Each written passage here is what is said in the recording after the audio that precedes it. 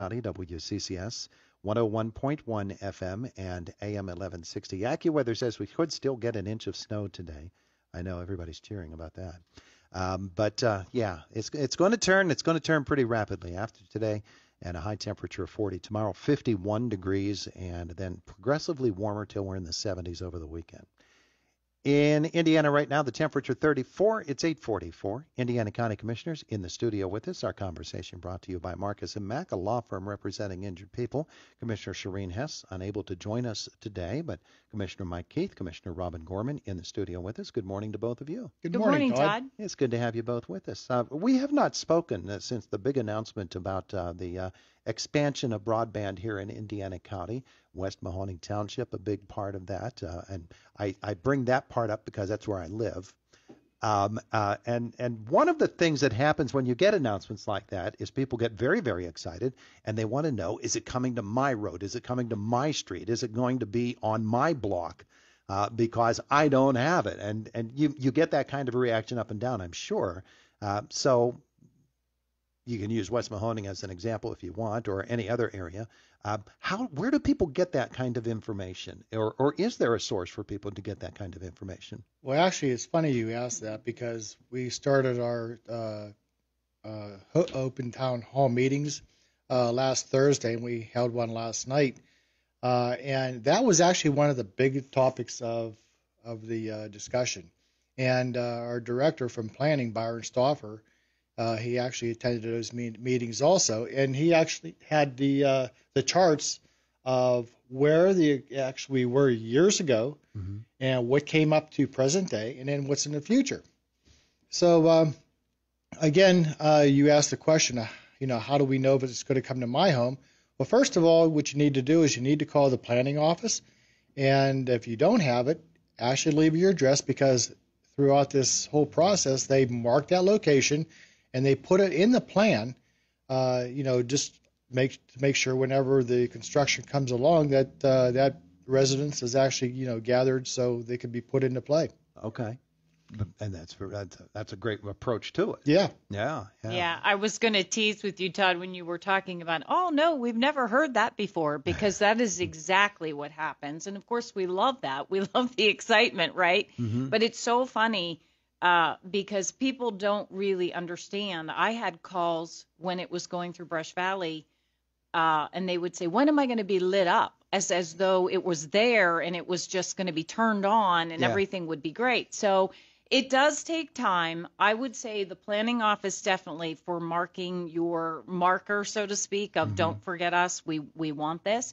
But also your local township, because your providers what I would say laying hard line first, and that's what we're the facilitators of.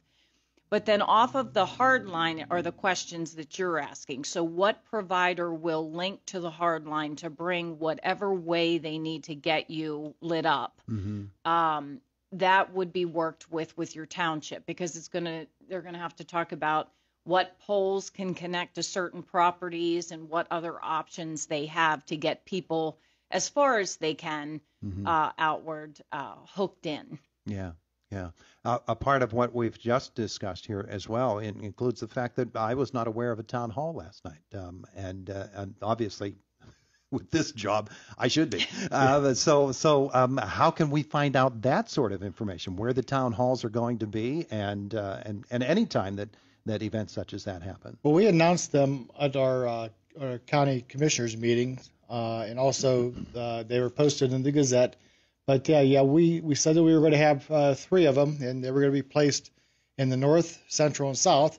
So we had Thursdays was S&T. Last night was down at Armaugh Fire Hall, and we're going to have one next week, and it's next 27th. The 27th at Marion Center Community Hall. Mm-hmm. All right. 7 o'clock in the evening. And that one we wanted to be, when we were doing this sort of broadband theme, mm-hmm. And we'll still obviously talk about it, but we were hoping that we could also do a hybrid there, because we've done the last 2 as a hybrid, so people could tune in via Zoom.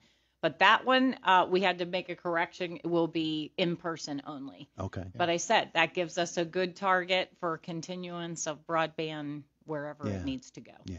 All right. So I've been dominating the topics here. No, it was Well, excellent. this for the future, it's coming up that we actually had a meeting probably 3 weeks ago with Byron and Tom Stutzman at EMA and ourselves just to actually go over the broadband situation in the county. Mm-hmm. The reason I say that is that we have $7 million, which you mentioned $2 million is up at the two Mahonings that it was designated for by the government.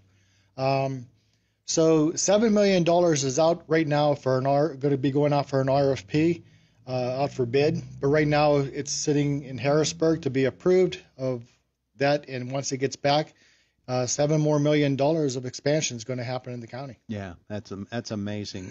And it also, just the way that you put that, Mike, points out to us that this is not an easy process that the county is going through.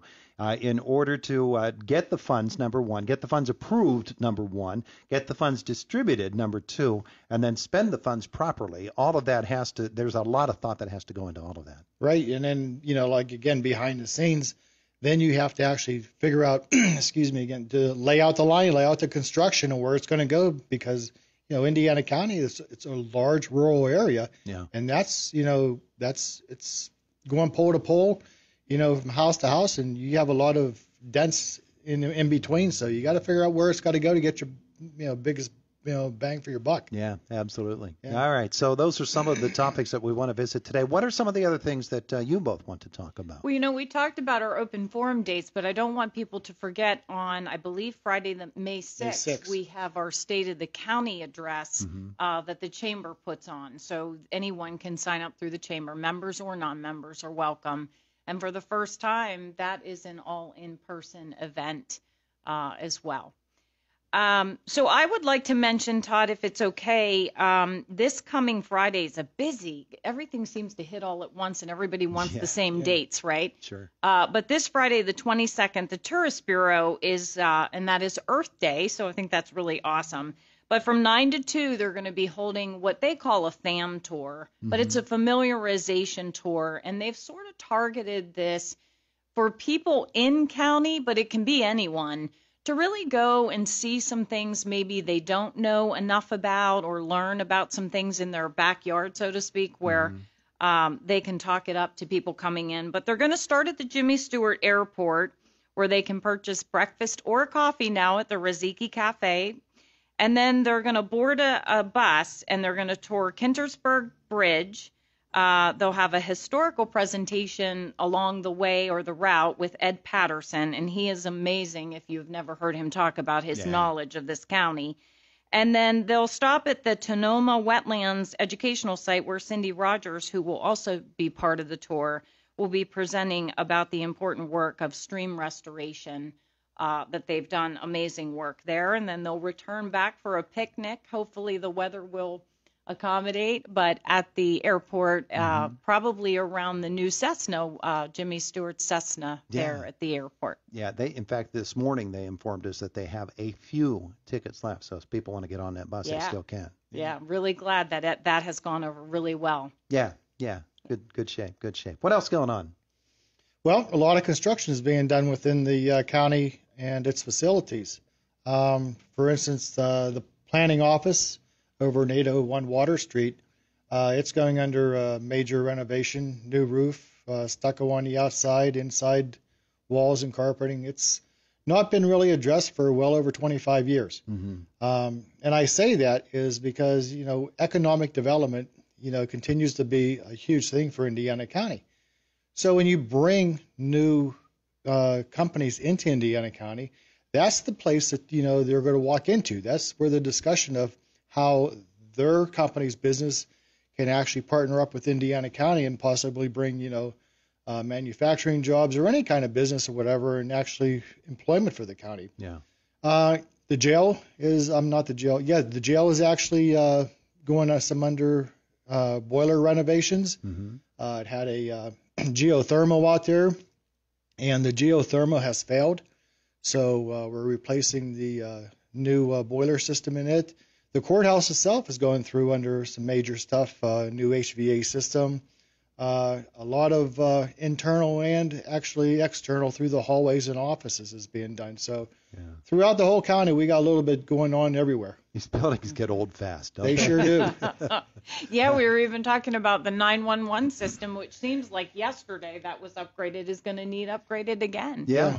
Yeah, it's amazing. Yep, we've got to keep up on them. Yeah, and those are things that are you said we have to. Yeah, we do. Yeah. It's mandated, number one.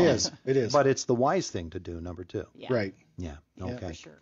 Budget season going on for the state of Pennsylvania, for all of our school boards. Of course, the county is always concerned about budget and budgetary concerns, and so you look at. I'm sure you keep an eye on what's going to be coming in from the state, and you have some input. I would guess limited as to what, for instance, Human Services is going to get. I know Representative Struzzi is very concerned about that. And you're in daily contact with the people who are administering those offices and those agencies. Yeah, because we got a lot of revenue or replacement funding and everything. Like CYS is another big department that gets a lot of state funding. So, we have to actually watch those numbers as far as what the state does, because, again, if we get a shortfall, we've got to pick it up. Yeah. And finding that money is not easy. Exactly. So we stay on top of it. After we get through closing out our last year's books, then we start on the new, and we actually just kind of monitor each department as we go through. But August will be 1st of August, we'll be starting to talk with our directors on next year's county budget. Yeah. We just hope this year's numbers come Yeah, and through. Todd, okay. we watch the budget, address obviously very closely. We work with our local legislators very closely, because you're right, it all sort of travels down to the services where they're needed. But I'm sure you've heard, I'm sure local legislators have talked about, we sit currently at I will say $4.5, I'm rounding, $1 billion budget, but the governor talked a lot about adding some to that. Revenues are up, but we don't want to go too far with that. And our legislators are saying we really don't want to add a lot of costs. But there's a lot of need. And Mike mentioned the children and youth, which is the child welfare piece of the budget.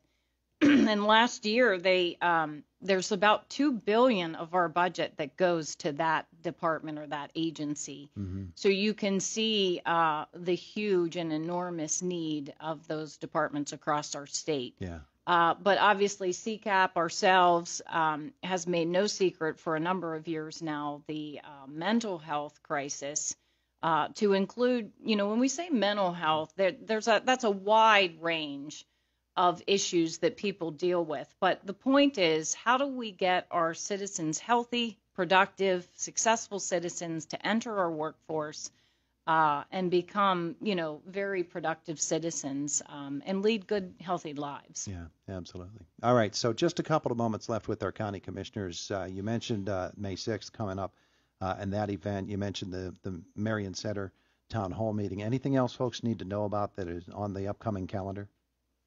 Well, there's probably a gazillion things we're not thinking of put on the spot. But you know what I'd like to do, if Commissioner Keith doesn't mind, because we recognize these folks this week. But if you see a 911 operator or emergency service or a nurse, this is the month to say thank you to them. And a lot of what they do is 24/7, and we don't see a lot of it until we need it in our most vulnerable moments. Mm-hmm. It was also Sexual Assault Awareness Month. So if you see someone from our Alice Paul House, please thank them for all the good work they do.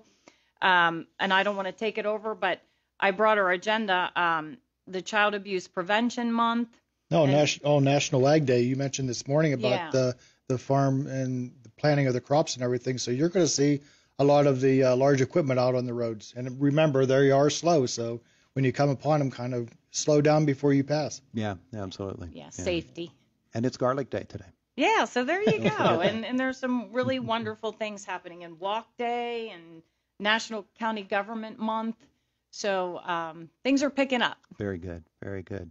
Commissioner Robin Gorman, Commissioner Mike Keith, thanks for coming in. Thank you. We appreciate it. Thanks for having us. The voice of Indiana County, WCCS, 101.1 FM and AM.